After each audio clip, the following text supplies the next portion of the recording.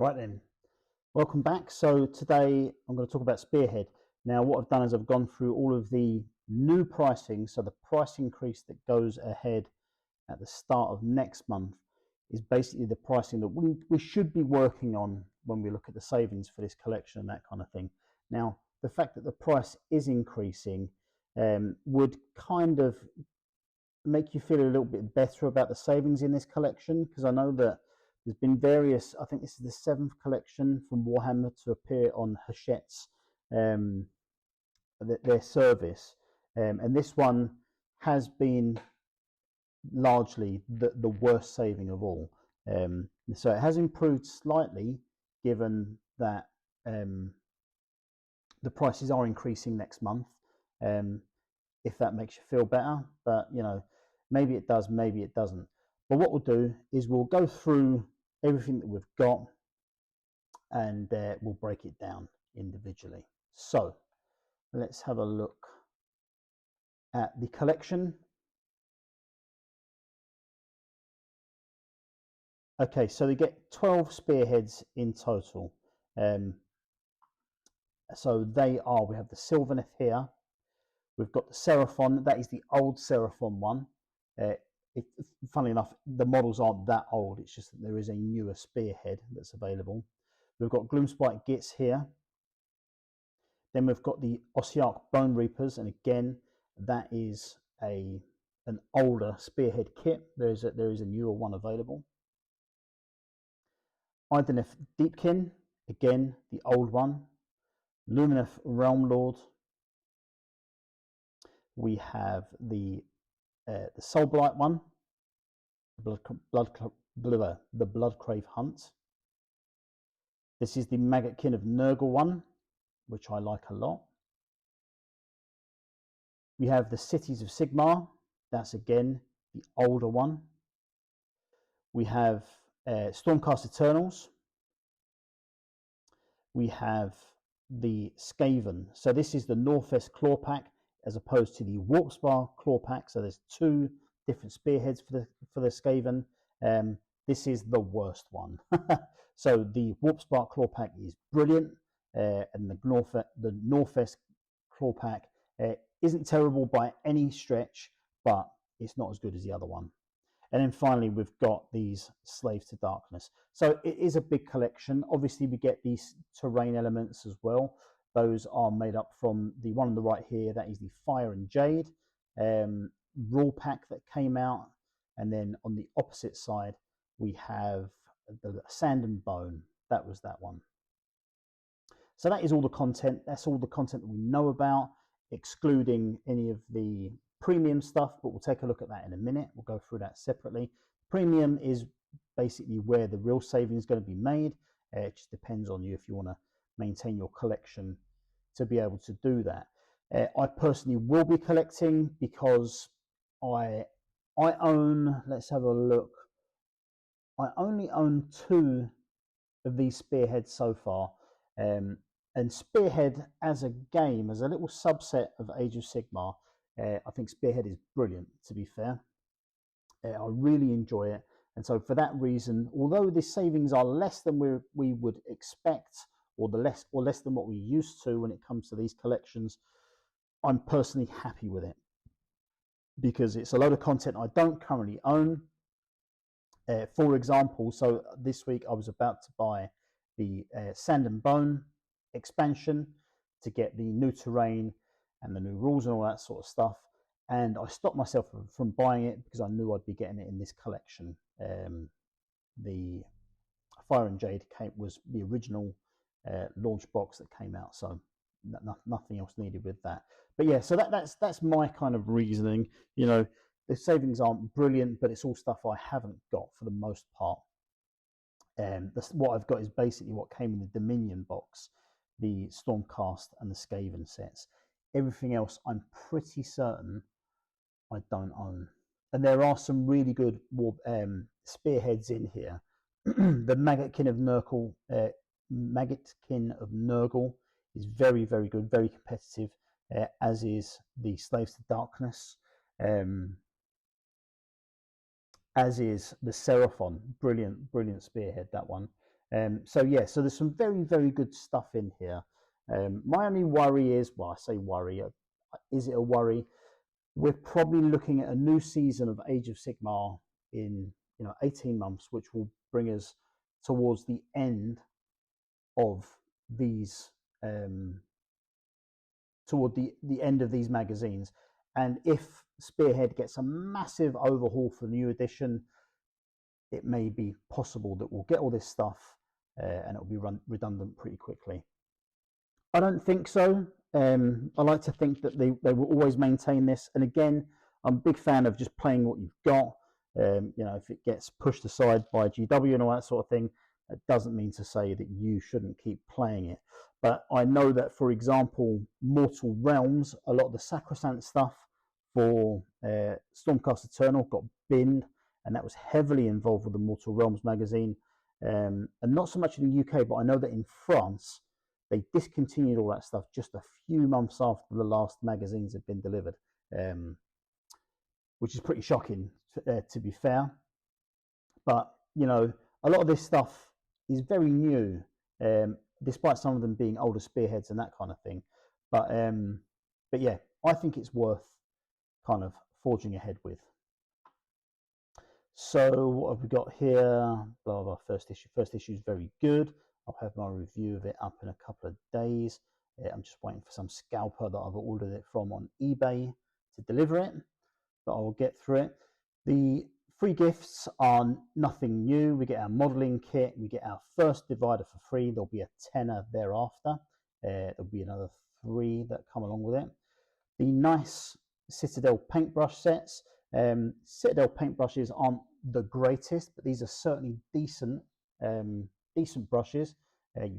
Definitely usable. Anyone who tells you that they are not usable or that Citadel paints are crap and that kind of thing, just ignore them, because they are ponderous fools. Because that stuff just works. It just does.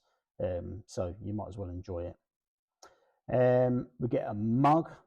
Aren't we all mugs for still collecting this stuff? Mug on the 6th delivery. Get a nice Knight Relictor for the 7th delivery. That Knight Relictor, blah, blah, blah, blah, blah, retails current pricing at 24 quid. So that will go up to about 25, 26 quid. So we get that as well. And that's it for that. Premium, we've got Ionis Cryptborn, Warden of the Lost Soul. So if you want to buy him on his own, on the new pricing, will be 88 quid. Whereas for our £2.50 per issue, times 90 divided by 4, we'll be paying 56.25 as opposed to 88 quid. So a decent sort of 32 quid saving there. For Eroticus, the Great Unclean One, the new pricing for that will be £105, so you'll be saving 50 quid on that one. So that is good saving there. Catacross. Now, Catacross hasn't got pricing in the new price file, so I'm assuming that RRP will be staying the same, and that's 74 quid. So just about 20 quid saving on that. And then Beast Smasher, again, no new pricing for these Mega Gargants, and they're currently going for 135 quid. So that is the best of sort of 60 quid saving. No, it's 80 quid saving. Wow. So brilliant stuff there. So that is the premium stuff. Very, very decent amount of saving there. Let's quickly do a sum. So the premium options across the board, if you stay till the end of it, you'll save 177 quid just on that. That's from GW pricing. Not all of these are available in your local stockists and that kind of thing. I know the Beast Smasher isn't. I don't think Catacross is either. I'm not even sure about Great Unclean One anymore.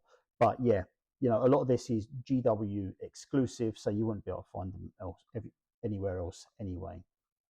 Okay, and then we just got our usual stuff. Our first issue, which is a good one, Greyseer, Lord Veritant, and Griffcrow, and a Warlock Engineer. Nothing especially powerful within those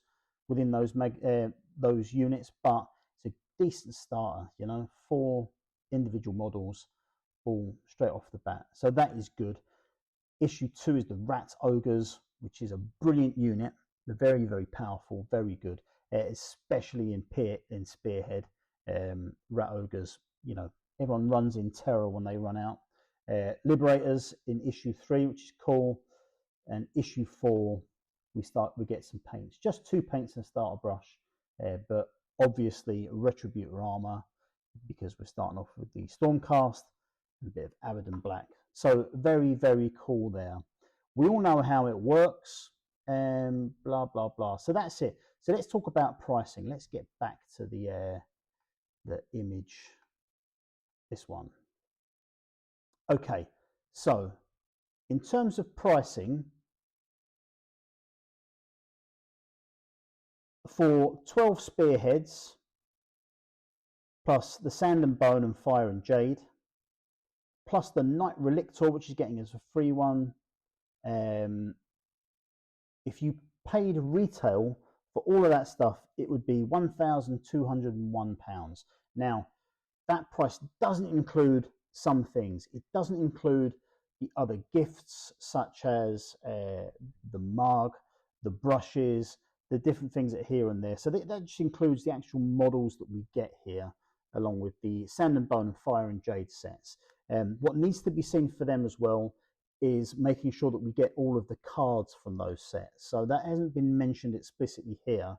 Now, I know anyone who's collecting the Combat Patrol magazine, you will know very well that you get cards for all your units and that kind of thing. I am almost certain that will be the same here, but I'm talking about all of the cards for gameplay and that kind of thing. So that will be interesting to find out how we receive those, but I'm sure we will get them. So if you were to buy these from traders, so if you're getting from Element Games, you get 15% discount. That lot would cost £1,020, which is about 200 quid off of retail, which is pretty good, pretty good. So the collection, in terms of cost, oh, by the way, those prices, that's based on the new pricing as of next month. So price increase at the beginning of October, those prices will be based on what we'll be paying then, which is when the magazine is going to be out. So, and that's important. Don't look at prices now and compare. Understand what the pricing is going to be when the magazines are actually released properly, and base your prices on that. Now, so for the 90 issues, the cost is basically £889.10. That includes the first 2 cheaper issues and that kind of thing. So basically just shy of 900 quid, right? So if we're looking at